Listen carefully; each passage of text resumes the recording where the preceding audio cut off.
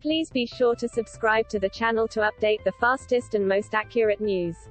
Welcome back everyone to another exciting news on Royal Life News Channel. The story for today is Sarah Ferguson has said her family are a united front in a defiant message as she promotes her new book in the wake of Prince Andrew's settlement with sex abuse accuser Virginia Giuffre.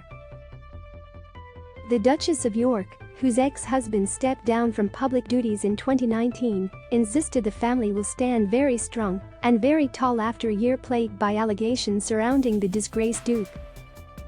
It comes after the Queen decided to ban Andrew from the Buckingham Palace balcony during her Platinum Jubilee celebrations amid belief there is no way back for her son.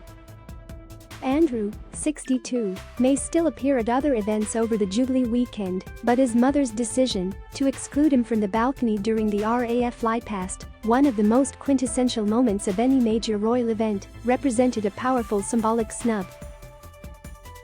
A slew of institutions have sought to distance themselves from the Duke since he settled his civil case with Jeffrey Epstein's sex trafficking victim Ms. Giuffre for £12 million, despite denying any wrongdoing. But in a brief and vague reference, Virgie has said, "The York family are a united front, and we stand very strong and very tall. When the winds get violent, we keep standing." The Duchess, 62, has also opened up on how she still misses Diana, as she and I were the only two who really understood what it was like back in the 80s, detailing how they would comfort each other in the face of ferocious pressure.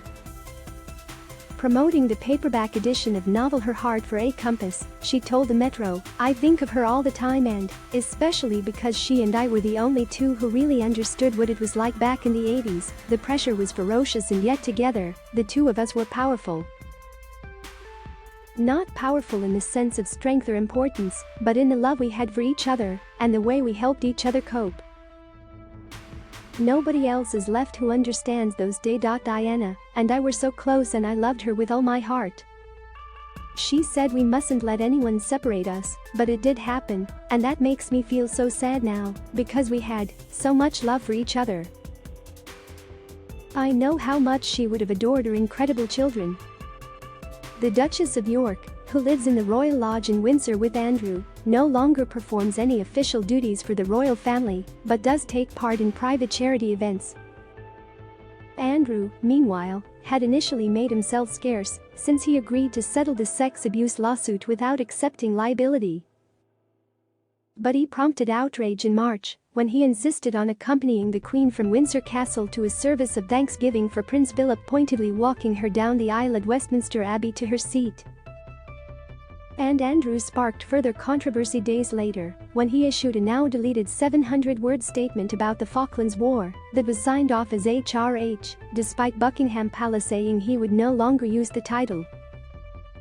He was stripped of his honorary military titles and forced to no longer use his HRH style, and in the latest ignobility, was recently deprived of his freedom of the city honor by councillors in York, who branded him an utter disgrace.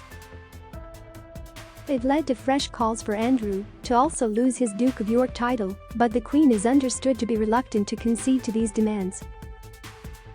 That is all for today's news. Please make sure to leave your comment and subscribe the channel below for more news update. Thank you for watching.